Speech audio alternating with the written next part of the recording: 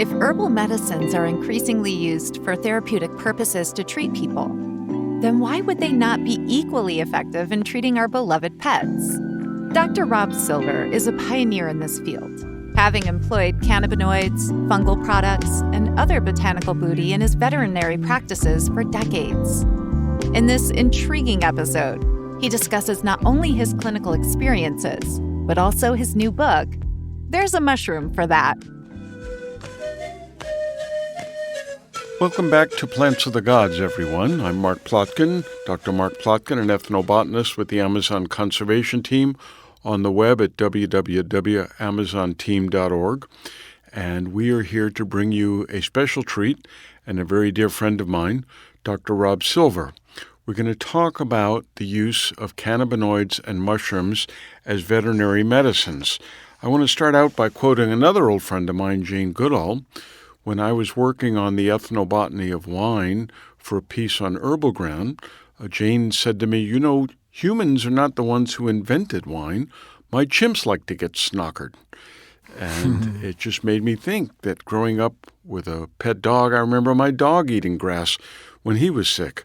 So I don't think any of us who've been around animals should be surprised that animals use medicines, but I think many more people would be surprised that vets are now using plants and fungi to treat animals, and that is why we have our special guest today.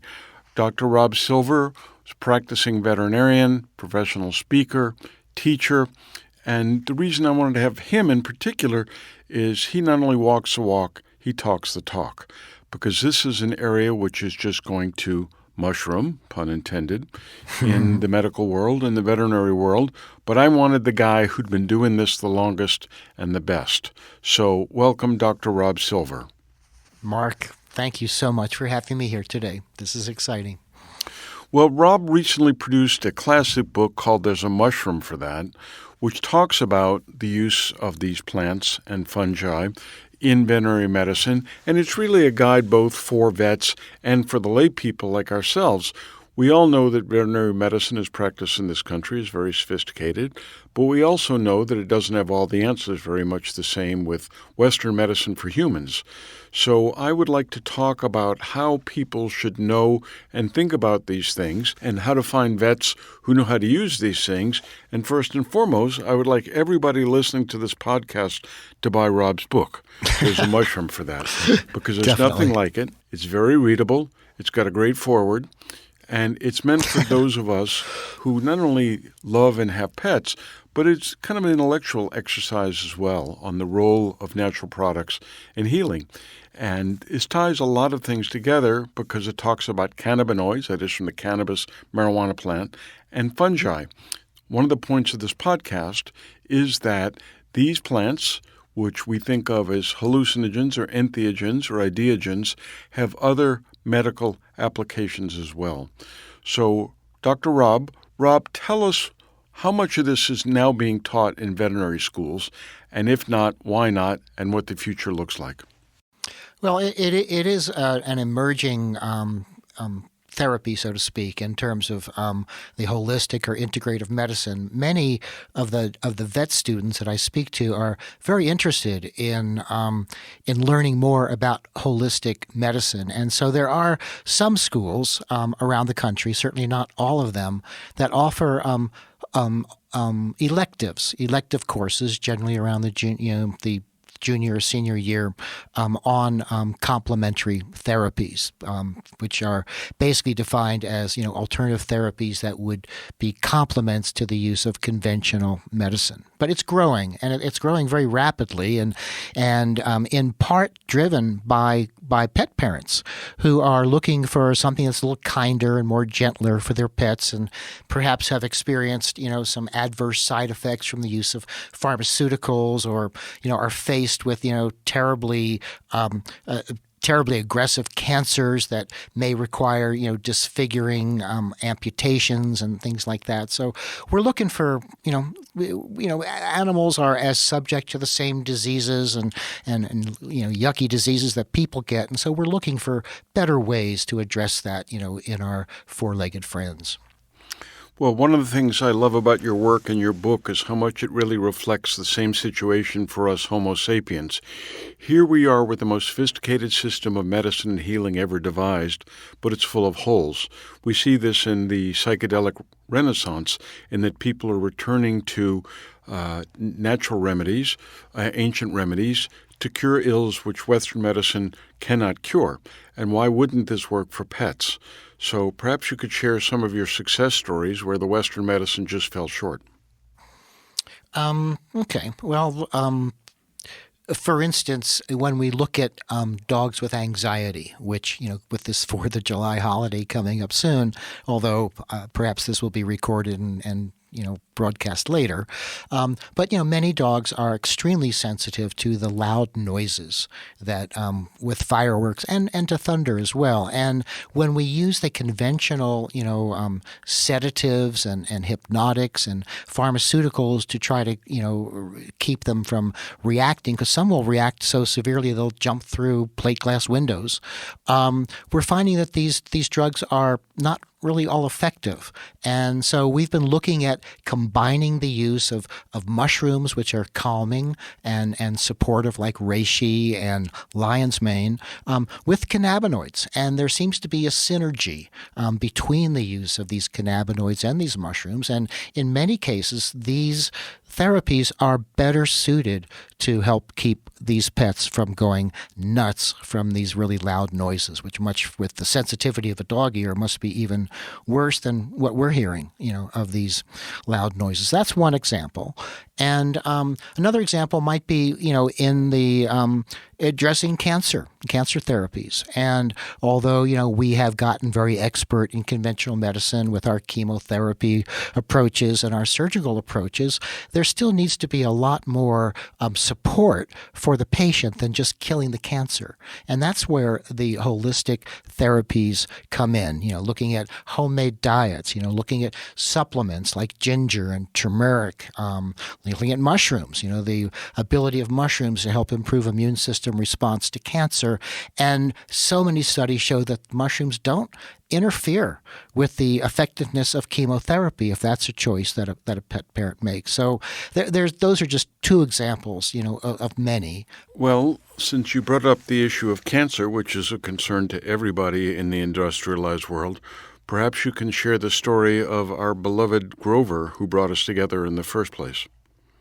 I will, in fact. And that's how Mark and I got together was he had reached out to a friend of his to see if he knew of any veterinarians like myself that used herbs and natural therapies to address cancer. And bingo, there we are. And it's I'm really happy that happened. And so Grover had a very nasty, aggressive disease of the spleen. It's called hemangiosarcoma. And what happens is as this tumor grows on the spleen, it will eventually outgrow itself and it ruptures and it bleeds out into the abdomen. And oftentimes the first moment that we actually know there's a problem is after this tumor, which has already grown quite a bit, ruptures and the belly gets filled with blood and the dog gets anemic, gets very weak, may faint, and that's when they will take the dog to the vet. That's when you took Grover to the vet, and they found, in fact, that he had this nasty tumor on his spleen. And typically, what we do is we want to remove that spleen with this bleeding tumor, and then conventional medicine has chemotherapy agents, which don't really create much of a long-lasting effect. The statistics read that maybe 8 months of survival with chemotherapy agents and with removal of the spleen. But when I presented Mark and his family with these options, they were very, very adamant to say they did not want to have that spleen removed. And many times I understand that because the cancer could be so fast-moving that the animal will pass away from the cancer before it even finishes healing from the surgery. So typically we don't. This was really one of the first cases where we didn't remove the spleen, but we used used a lot of high doses of mushrooms, particularly turkey tail, but we added a few other mushrooms in there, and we used cannabinoids, and I even put together a little THC and CBD 1-to-1 mixture, which is considered to be anti-neoplastic and fight the cancer. And Grover, and I also instructed Mark as far as a healthy diet, because that dry food, that kibble, the canned food, that's just too highly processed as a kind of an ultra-processed food. We talk about how those are problems for humans. Well, these dry foods can also be a big problem for pets. And so, but by changing the diet, we can enhance their health. Well, Grover did really well, much to my pleasure and a little bit of surprise that he did respond really well to these therapies. And I still wished we had removed that spleen, because ultimately his running around kind of banged that, or bounced that spleen and that tumor around in his belly and caused it to eventually to bleed out. And we had to say goodbye to him. But he was able to survive with he did really well. I mean, he was really happy. He was eating, he was playing, and he survived for 8 months, which would be the same amount of time he would have survived had we removed the spleen through surgery and had he gotten chemotherapy, which we didn't do either. So even though we lost him, I consider it to be a very successful use of these holistic and integrative therapies for him. And I think that your family, and Mark, I think you would agree that we gave you more time with him, and you gave you time to get your mind adapted to the idea that you were going to lose him, because it is a nasty disease, and very few dogs live much longer than 6 months to a year with it. Well, when we brought him back from the initial vet, she told us he has a couple of weeks to live, and we can do the surgery, and we can't guarantee that we'll give him any additional time. And he lived long and well for most of that 8 months, actually like a puppy. It wasn't dragging around and sick and ill and old. So for us, it was a miracle. And for those of us who have used mushrooms and cannabinoids for whatever purpose, many of us have similar experiences, whether it's our pets or whether it's ourselves.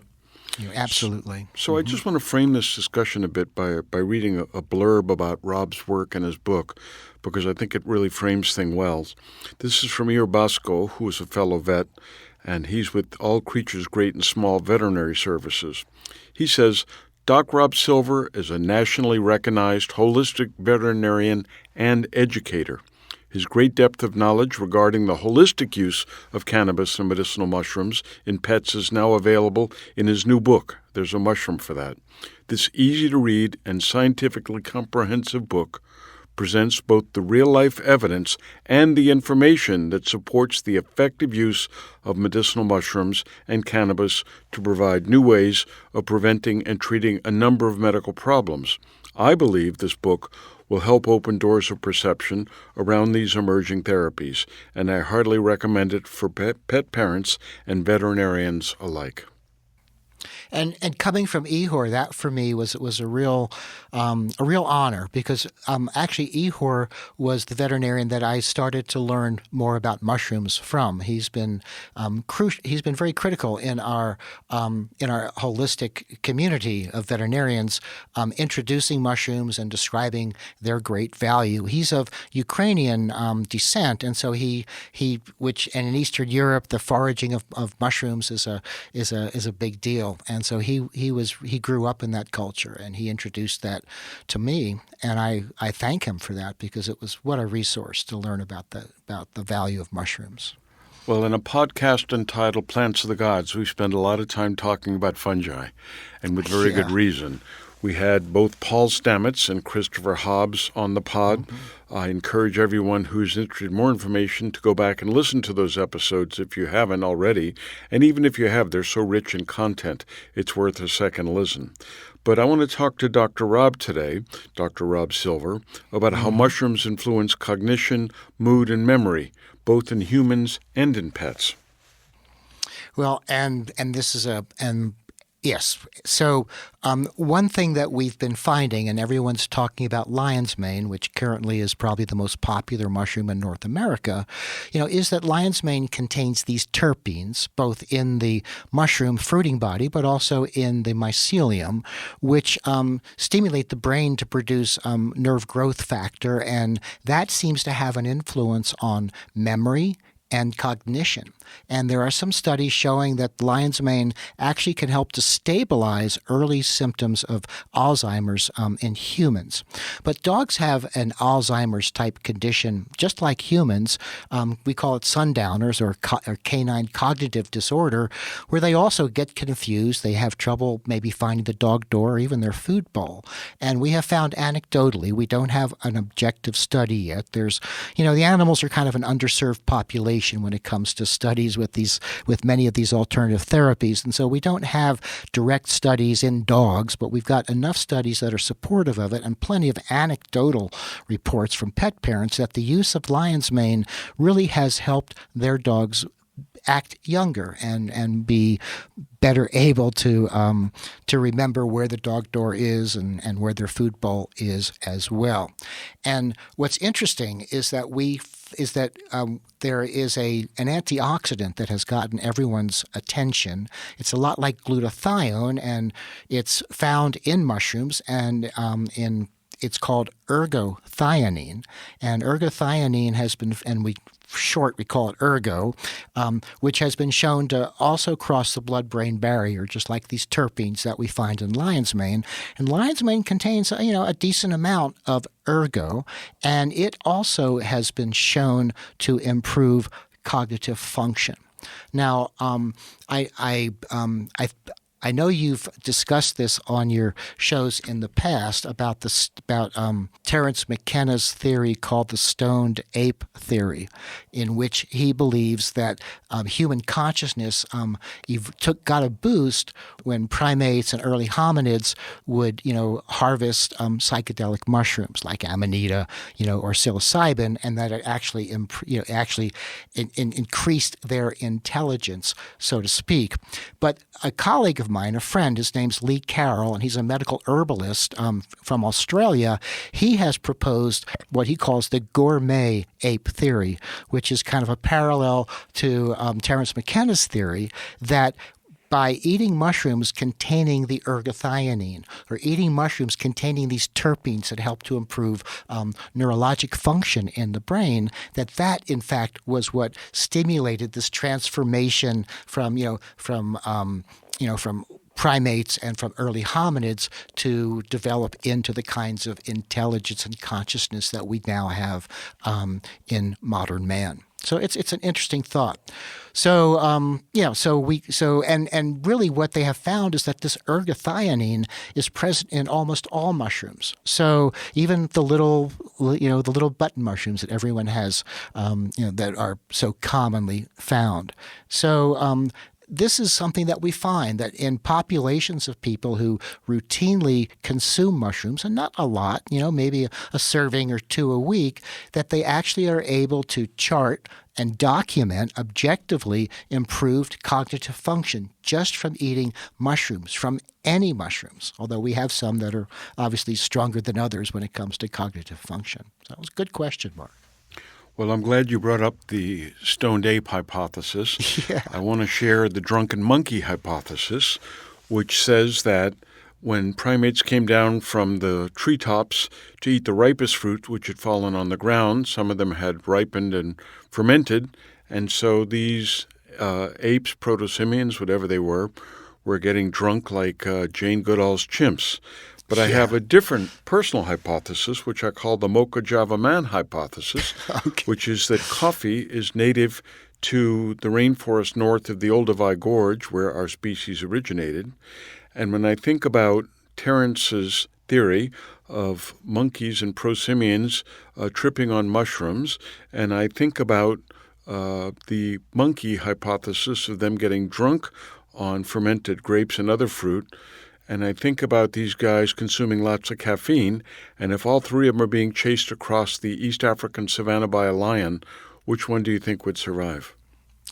The one, obviously, the one with the caffeine. I'm a coffee addict, and so that. Well, that I story, cover this in our episode on the ethnobotany of coffee. So if you want more information on the Mocha Java Man hypothesis, check that out. But I also want you to talk, Rob, about the immune, cognitive, and other health benefits from these mushrooms, certainly for the pets we love and maybe even for our own species as well. Okay, absolutely. Well, and I think probably the immune benefits of mushrooms are probably one of the, are its highest calling, and really is where most people, are aware of mushrooms' biomedical benefits. And in part, I think, mushrooms are having their moment now, certainly in the same way that CBD had maybe 10 years ago. And I think in part we can owe the pandemic to that, because during the pandemic, people were looking for ways to protect them better by improving immune system function, whether they were vaccinating themselves or not vaccinating themselves. And mushrooms have proven to be true. And in fact, there are a number of studies published around the pandemic showing how valuable mushrooms were in protecting people from either contracting disease, or if they had contracted it, reducing the severity, of the disease. And so that's, so mushrooms are the first place I go when I have a patient who has cancer, because they're functional foods. They're superfoods. They're not drugs, and they work best when they're taken every day on a regular basis. And there are many stories of some where the tumor itself just disappears, with the use of the mushroom. But there are other benefits as well. For instance, there's two mushrooms in particular, reishi and chaga, which technically is not really a mushroom. It's mycelium grown into the bark of the birch tree. But they both contain these terpenes, which will stabilize the cells that are responsible for releasing histamine when you have an allergic response. We call these the mast cells. And what these two terpenes can do from these two fungi, mushrooms, is they can stabilize these membranes so that they don't release the histamine. So in effect, they are antihistamines, but they're different kinds of compounds, but they have the same benefit. Not as strong as a drug, but when used on a regular basis can definitely benefit an individual, because pets get allergies just as badly as humans do, and it's just as problematic trying to manage allergies in pets as it is in humans. So cognitive function, immune function, we've got the relief from allergies, and all mushrooms contain amazing fiber. The fiber is chitin, which is part of the sturdy cell wall of the fungus, and chitin is also seen in the strong exoskeleton, the crab shell and the lobster shell. That's chitin. It's a very sturdy form of fiber. The other fiber in mushrooms are beta glucans, and both of these fibers are just terrific food for the microbiome. So they can help to actually reset the microbiome in a way that makes it healthier. And we know now that the microbiome is responsible in a global way for so many health benefits in animals and in people. We also know that mushrooms can be used for stamina and performance. And in fact, in part, this ergothioneine antioxidant plays a role in that. And there's a mushroom, the caterpillar mushroom, that comes from cordyceps, that is called cordyceps, which now can be grown on rice, as well as, the naturally occurring cordyceps grows in the caterpillars on the steppes of Tibet and Bhutan.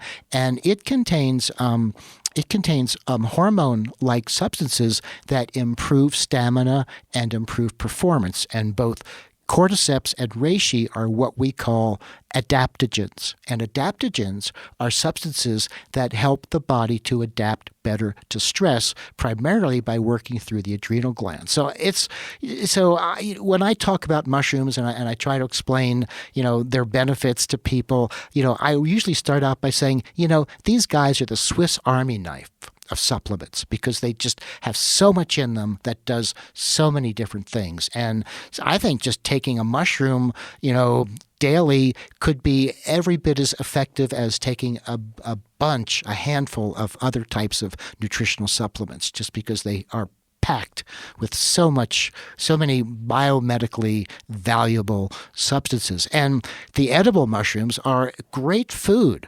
They contain high protein, about 35 to 40% good quality protein, high fiber, but very low fat, very low carbohydrates. So they fit into almost any diet scheme. They could be used in a ketogenic diet or a Paleolithic diet, but, they fit fine into the Mediterranean diet, as well as just, any diet at all, because they are going to benefit your health and be nutritionally very, very valuable. Well, we're nominally focusing on mushrooms, fungi, and cannabinoids for pets, but you have opened the door to human health. And again, we focus very heavily in Plants of the Gods on the hallucinogenic use of these plants and fungi. But I do think there's a great hunger out there, pun intended, for reliable information on fungi, both for pets and for ourselves.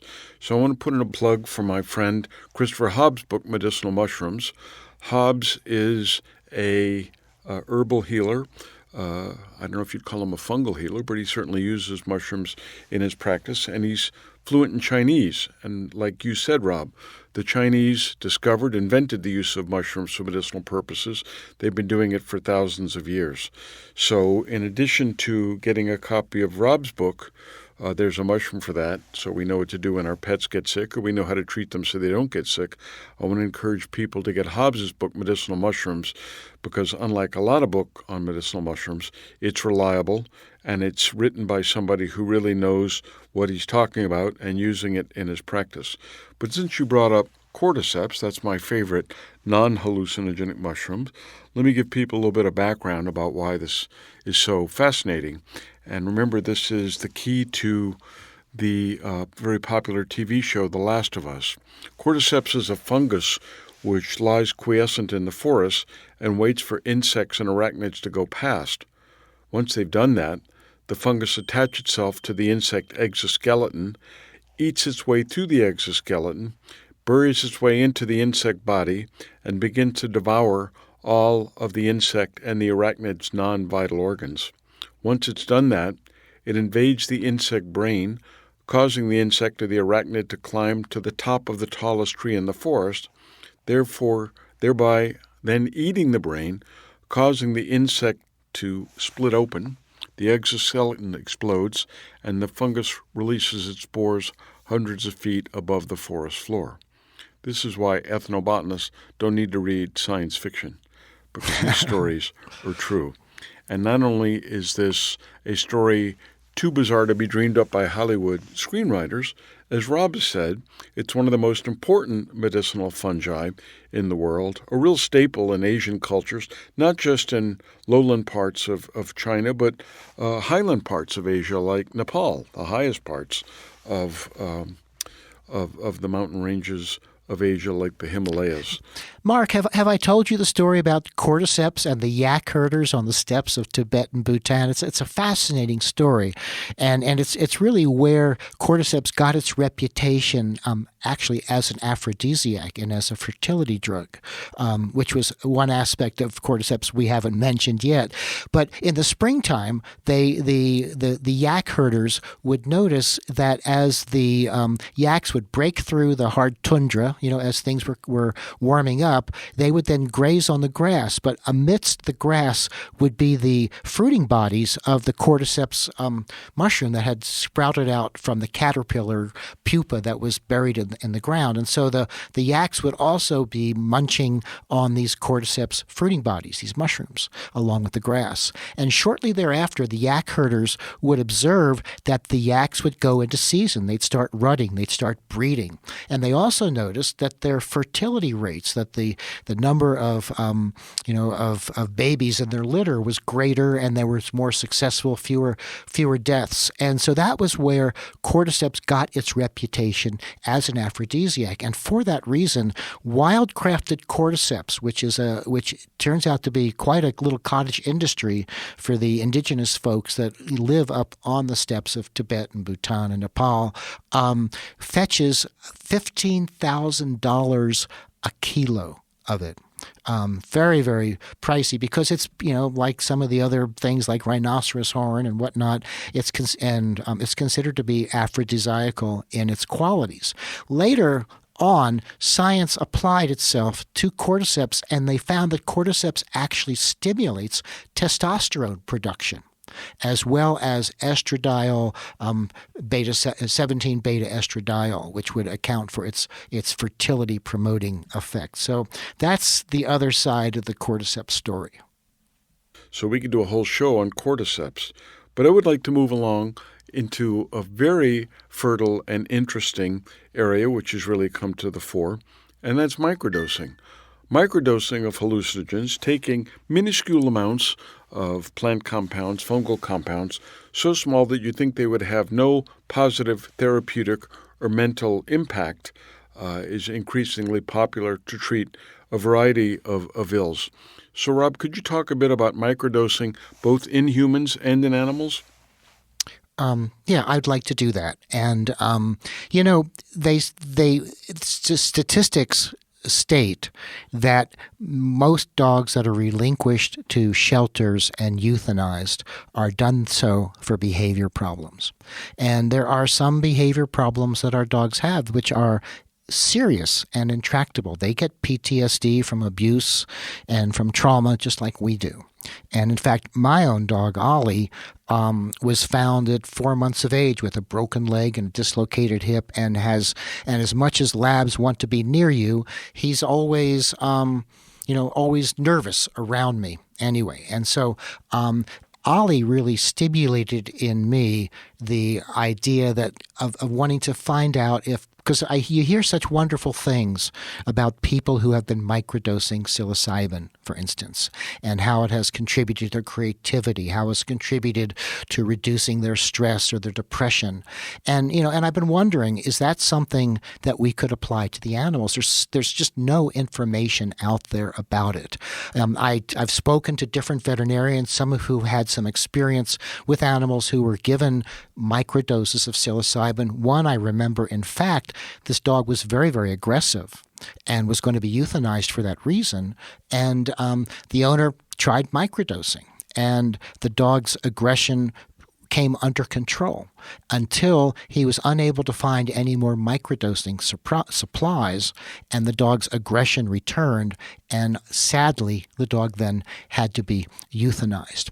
So what I have done, Mark, and thank you for bringing this up, is I want to explore this more. And so I have created a K9 Microdose Project, and there's a website, and I've given, and you'll have that listed on your podcast where people can find this, K9Microdose.com, where people who have animals that may feel that they could benefit from microdosing can communicate with us, and we do a lot of screening to make sure that we're doing the right thing. We have a form for them to fill out, a survey. I speak with them in person. I Zoom with them for about 30 minutes to learn more about the animal, and if they qualify and are not in a state where legally it would be risky to do this, because there are some like that, we'll get them enrolled. And I'm working with a fellow in San Francisco, a fellow who's actually who works with Jim Fadiman, who's just published a book on microdosing, and he grows it and creates microdosing for humans, and he's now doing this and creating microdosing for dogs, where we're standardizing the dose and we're working on learning what is the best approach to it. The Fadiman approach to microdosing is pretty low, just a couple, maybe 2 or 3 times a week. When we compare that to the Stamets approach, the Stamets protocol to microdosing, Paul prefers to have it be more frequently. We're not quite sure, what the effect will be of the psilocybe on the brain, and the behavior of the dog. And so we're cautiously approaching this, making it as safe as possible. We're using a survey that the University of Pennsylvania has, a behavior survey as well, to document changes both before and after the microdosing. So it would be great if we could find a safe, approach to some of these intractable, serious behavior problems that we see in our pets, so that we can spare them, from being put to sleep. Well, Paul Stamets did a very well-regarded TED Talk called How Mushrooms Can Save the World, and he outlined the many ways that fungi can be useful. I mean, everything from creating new composite materials that are recyclable to microdosing to treating PTSD. So this is a very fertile area, and I think there's just going to be more attention paid, more interest created, and hopefully more safe and effective use of fungi and plants, particularly hallucinogenic compounds like psilocybin, but also there are many, many therapeutic compounds that come from the mushroom world that aren't mind-altering, but still have great potential. So I was just reading recently an editorial in the Washington Post by Rick Perry, of all people, a very conservative former Texas governor and cabinet member, who was proclaiming the benefits of iboga for treating PTSD. And John Boehner, the very conservative former Speaker of the House from Ohio, is now on the board of a cannabis company. So I guess you could say he's a dope dealer.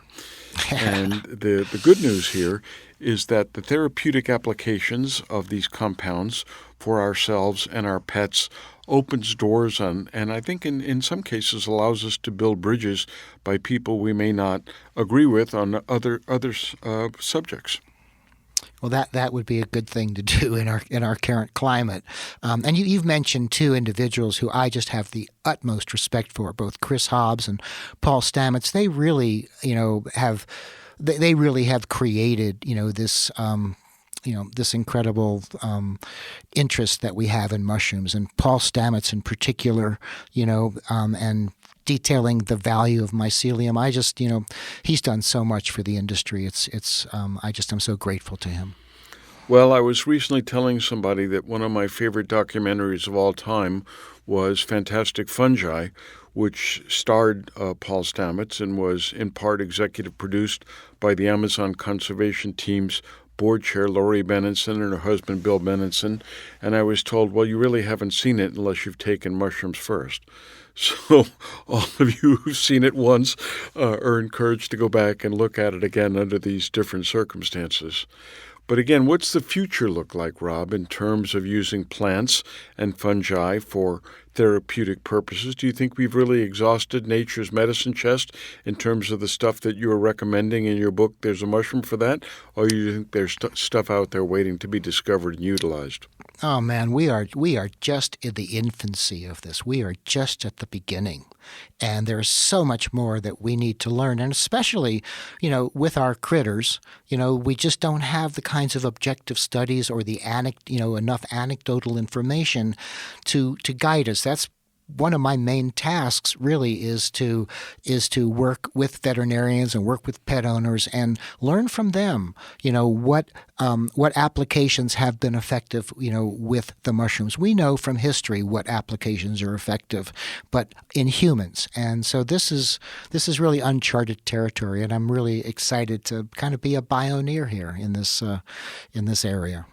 Well, I know in my own area of expertise, ethnobiology, there's very little that's been done in terms of ethno-veterinary studies. In other words, how people are using plants to treat their animals in indigenous societies. And they clearly are. It should be no surprise, but the documentation of this has really been lacking. Certainly in Amazonia, where I work, there are plants they use to treat fungal infections of the skin, which, of course, is a problem for us here in the industrialized society as well. There are plants they give their hunting dogs to make them better hunters, increase their sense of smell, help them develop abilities to find game, which they might not otherwise find without being treated with hallucinogenic plants. So this is yet another fertile area that deserves more investigation. At the Amazon Conservation Team, we're not only trying to protect rainforests, we're working in partnership with indigenous peoples to help them protect their culture and their rainforests. And we want to document this stuff as they make the transition from pre-literate cultures to literate cultures to make sure this information isn't lost. And to your point, Rob, about how much is out there to be learned, some of this is in plants or fungi which are not used by people, and some of this are plants and fungi which are used by people, but it's in danger of being lost, A, because of acculturation, or B, because of the loss of these natural products and these rainforests and other ecosystems around the world. Absolutely. Yeah, it's a shame that we are losing those, and we need to keep that tradition going, most definitely. Well, if you look at the history of immunosuppressants, and I covered this in my second book, Medicine Quest, it was found, the first effective immunostimulant was found in a fungi very far up north near the Arctic Circle. This had no indigenous use. So this is to point out that not indigenous peoples don't know everything, that everything we get from nature doesn't come from local peoples, whether they're indigenous or peasant cultures who often have a very detailed knowledge of natural products. But we need both. We need to study these local peoples to see what they know and are willing to teach us, because sometimes they're not. And we just need broader screening of everything everywhere, because it's not a choice between the medicine man or woman and the microchip. The sweet spot, I believe, is somewhere in between. And your book is a call to arms, because it not only shows how much we know and can use and can learn, it points out, I think, why we need to pay more attention to the stuff that we don't know. And you look at the ailments that plague us, like cancer, where we don't have effective cures across the board. And we need to think about what Mother Nature has for us if we can just figure it out, protect it, and use it in a sustainable way. Yeah, I agree with you 100% on that. And blending both the best that we can get from the natural world with the best and the safest that we have created, in our industrialized world, I think really has the best outcomes. That not one path or the other, but the blend of both, where we take the best of both to create the best outcome for an individual. Yeah, let me underscore your point. I gave a talk at Berkeley a while ago, and afterwards this fellow came up and said, "Ethnobotany, cool. I'd never go to a doctor." And I said, well, then don't be in an automobile accident or get acute appendicitis, because you're going to die. Mm-hmm. And he said, well, they're natural medicines. They can't hurt you. And I said, ever hear of strychnine or curare? These are natural medicines too, but they can kill you dead. So what we need is an appreciation for what Mother Nature can do for us. And on the one hand, you've got the natural stuff. On the other hand, you've got the synthetic stuff. And in between are things where you take a natural compound and you diddle a molecule on the end of it, making it less toxic or more effective, or you even use the stuff as the inspiration to build a synthetic compound like ACE inhibitors or beta blockers, which were built based on inspiration from the hallucinogenic fungi like psilocybe. So there's a lot of stuff out there, but again, it ain't the medicine man or the microchip that's going to give us all the answers. No, and there's quite a bit of interest amongst pet parents, for the use of these alternative therapies. And I spend a lot of time consulting with them and teaching them and mentoring them and helping them, with their critters that, can be pretty ill. And many of them, and some of them have these incredibly aggressive problems that there really isn't a natural, and not just aggressive problems, but aggressive problems that have progressed to the 11th hour. And they just want, and they're just so invested in just using natural therapies. I have to educate them to let them know that the natural therapies, if they want to have a positive outcome, they're going to have to use something that is conventional, that's harsh, that may be pharmaceutical. But the diseases can be far greater than our ability to address them with natural therapies. Well, like a holistic healer friend of mine says, sometimes you got to take the pills. Yeah. It's not a question of discarding Western medicine. It's a question of finding the best mix, the best blend. And one of the reasons I appreciate your work so much is you have worked with these so-called alternative compounds, which came into use long before there was Western medicine, but that the fact that people are trying to ram it and jam it and learn it in medical school in a month or two or in one semester can't compare to your decades of actual use. Well, I frequently will speak to holistic clubs at veterinary schools, to the vet students, because they have such a large interest in holistic medicine. But I'm always careful to tell them, you really need to learn conventional medicine very, very well, so you know what you're doing, what you have an alternative to. And if you by practicing conventional medicine, by being able to achieve accurate diagnoses, we can be much more effective with our use of natural therapies or with the safe use of conventional therapies as well. Totally agree. But let me share a frustration with you. People that sometimes know and use natural products, whether they were learned from shamanic cultures or not, have a successful outcome or are cured and then walk away from it. The point I'm making that if you're cured by a fungus or a plant, you should be thinking, how can I give back? Okay, what can I do for the natural world? Obviously, I'd love them to do something like donating to the Amazon Conservation Team, amazonteam.org for those who want to know, or supporting an indigenous scholarship fund. Seriously, people get this stuff with a natural product, and they think, well, he's a medicine man from the Amazon. Well, I don't need to give him anything. She's a Mazatec shaman from southern Mexico. I got cured by psilocybin. I'm going to just go on with my life. I'll give you a real-life instance that'll show you why I'm just stunned and frustrated sometimes when people have successful effects and respond in weird ways. There was a case about 3 years ago of some tech bro, a very, very wealthy guy. He might have been a billionaire even, but certainly up there, upper echelon of income. He took magic mushrooms, and afterwards, and this is a quote, I took the magic mushrooms. It was a life-changing experience. I finally understood Bitcoin. Oh, gosh. Talk about mixing the sacred and the profane. So I would encourage people out there who are having successful experiences with natural medicines, those of you out there who read Rob's books or give it to your veterinarian, which I certainly have done, think about giving back to the natural world to show your appreciation for Mother Nature. Well put. Absolutely.